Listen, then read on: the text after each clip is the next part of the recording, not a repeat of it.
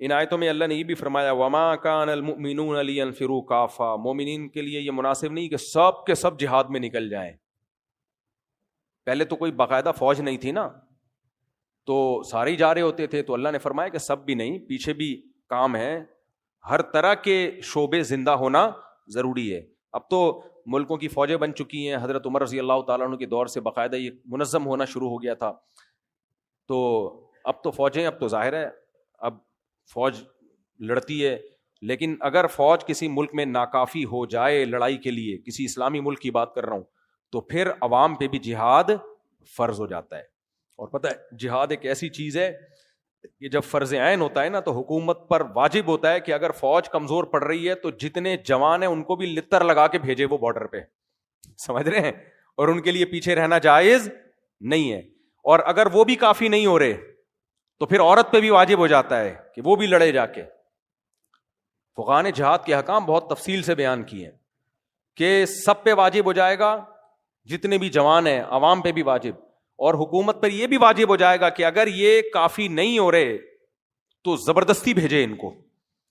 تو ہلکی چیز نہیں ہے اپنے ملک کا دفاع اور قوم کا دفاع اور جو ہے اہل اسلام کا دفاع، یہ اتنی ہلکی چیز نہیں ہے کہ لڑو. آپ اب دیکھو ملک میں جب کوئی لڑائی شروع ہوتی ہے لوگ فوجیوں کا مذاق اڑانا شروع کر دیتے ہیں، کچھ بدبخت لوگ. یہ بہت بڑا جرم ہے، یاد رکھو بہت بڑا جرم ہے. ایسے موقع پہ جب جنگ ہو رہی ہو نا، جنگ، اس موقع پہ کوئی مذاق اڑائے نا اپنے فوجیوں کا، 100 اختلافات تو ہمیں بھی ہیں، میں بیان بھی کرتا رہتا ہوں. جنگ کے موقع پہ کوئی صحافی ایسی بات کر رہا ہے جس سے نیگیٹیوٹی پھیل رہی ہے، سمجھ لو یہ ملک کا غدار ہے. ایسے میں تو حق بھی چھپا لیا جاتا ہے، حق بھی چھپا لیا جاتا ہے. اس میں حق اور باطل نہیں دیکھا جاتا، اس میں یہ دیکھا جاتا ہے کہ کون سا ایسا کام ہے جس سے بارڈر میں لڑنے والے فوجیوں کے حوصلے پست ہوں گے. کوئی بھی ایسی بات کی جائے، ایسے میں حق بھی چھپا دیا جاتا ہے. اگر کسی کی غلطی ہے اس کو بھی پردہ ڈال دیا جائے گا. مثال کے طور پر کوئی کمانڈر میدان میں کھڑا ہوا فوجیوں کو حکم دے رہا ہے کہ آگے جاؤ، کوئی دوسرا آ کے بولتا ہے ایک کمانڈر تو 2 نمبر آدمی ہے. یار اب کہنے کی کیا ضرورت ہے؟ اس کا مطلب یہ ہو کہ آپ امیر کی اطاعت اس کے دل میں اس کا جذبہ کم کر رہے ہو، تو یہ تو ڈی موٹیویٹ ہوں گے، یار ہمیں 2 نمبر آدمی کی اطاعت ہم کر رہے ہیں. بھائی اس موقع پہ جب جنگ ہوتی ہے، ایمرجنسی ہوتی ہے، اس میں سب نے مل کے فوجیوں کا حوصلہ بڑھانا ہوتا ہے اور سب نے متحد ہو کے دشمن کا مقابلہ کرنا ہوتا ہے. چاہے سوشل میڈیا پہ کریں، چاہے میدان جنگ میں، بھائی سارے اختلافات ایک طرف، لیکن ہم اپنے ملک کے ساتھ ہیں. سوال ہی پیدا نہیں ہوتا کہ ہم جب انڈیا نے اٹیک کیا تھا تو بڑا اچھا ایک لوگوں میں جو مخالفین بھی تھے وہ بھی حامی ہونا شروع ہو گئے تھے، لیکن کچھ بدبخت ایسے خبیث تھے وہ آخری دن تک مخالفت کرتے رہے ہیں ہماری فورسز کی. خود ہی لڑیں، ہم تو نہیں لڑیں گے، انہی کا کیا کرتا ہے، اس طرح کی بکواسات کر رہے تھے. لیکن جب ادھر سے میزائل داغے گئے ہیں اور پاکستان کو فتح ہوئی ہے تو پھر آ گئے واپس پلٹ گئے نا. یہ منافقین کا یہی ہے، لا الہ ہؤلاء ولا الہ ہؤلاء. تو اس لیے میرے بھائی لڑائی میں جو ہے نا متحد ہو جایا کرو اور یہ کوشش کیا کرو یار ہمیں بھی موقع ملے بارڈر پہ جانے کا. ابھی جب مودی نے میزائل مارے تھے نا تو کئی لڑکوں کے فون آئے، مصعب ہمیں بھی لے کے جاؤ بارڈر پہ. میں کہتا یار میں خود کوشش کر رہا ہوں، ہم بھی 2-4 ٹھش پش کرنے جا کے کیا ہے، گولا آ گیا تو شہید ہو جائیں گے اور کیا ہے. سیدھا حدیث میں آتا ہے الجہاد مختصر طریق الجنہ، جنت کا سب سے شارٹ راستہ کون سا ہے؟ جہاد ہے. ویسے ہمارے کون سے اتنے اچھے اعمال ہیں، وہاں لتر لگنے کا زیادہ خطرہ ہے ہم سب کو.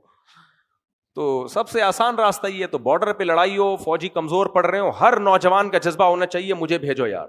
لیکن اللہ کا شکر ہے جب یہ بنیاد مرصوص آپریشن ہوا تو بہت سے نوجوانوں کا جذبہ تھا، میرا اپنا بھی جذبہ تھا، لیکن کوئی لنک ہی نہیں مل رہا تھا کدھر سے جائیں. میں نے کہا یار مزہ نہیں آ رہا تھا، خدا کی قسم بستر پہ مزہ نہیں آ رہا تھا یار. ادھر جاؤ یار 2-4 میزائل تو داغو نہ، جا کے انگلی کٹا کے ہی شہیدوں میں نام لکھوا دو.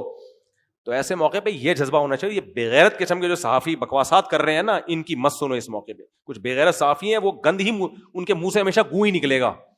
باقی جب جنگ ختم ہو جائے پھر لڑو آپس میں. وہ تو ہم لڑ رہے ہیں، اللہ کا بڑا فضل ہے، سیاسی لڑائیاں بھی ہوں گی وغیرہ وغیرہ بھی ہوگا، تو پھر لڑو آپس میں. دشمن کے سامنے کیا ہے ایک.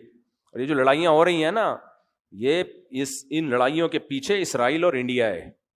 سمجھ میں آ رہی ہے بات؟ کیونکہ پاکستان ایک واحد ایٹامک طاقت رہ گئی ہے، وہ کبھی بھی سامنے سے آئے تو مار کھائی نا، تو اب دائیں بائیں سے آ رہے ہیں وہ. تو یہ اس لڑائی کو آپ یہ نہ سمجھو کہ یہ افضل جہاد نہیں ہے، یہ بہت بڑا جہاد ہے، کیونکہ یہ لڑائی جن سے ہو رہی ہے وہ اسرائیل اور اصل میں انڈیا کی لڑائی ہے. یہ وہ دونوں مل کے ہم سے لڑ رہے ہیں، کیونکہ پاکستان ایک واحد طاقت رہ گئی ہے، انہوں نے اس ملک کی واٹ لگانی ہے تاکہ کباب میں جو سب سے بڑی ہڈی ہے وہ سائڈ پہ ہو جائے. تو اس لیے جذبہ پیدا کرو اپنے اندر ایسے موقع پہ. تو یہ تو متحد ہونے کا بہترین موقع ہے. خیر جلدی سے میں ختم کرتا ہوں درس کو. ساری آج جہاد کی آیتیں، اللہ نے اتنی آیتیں بیان کی ہیں ایسا زبردست.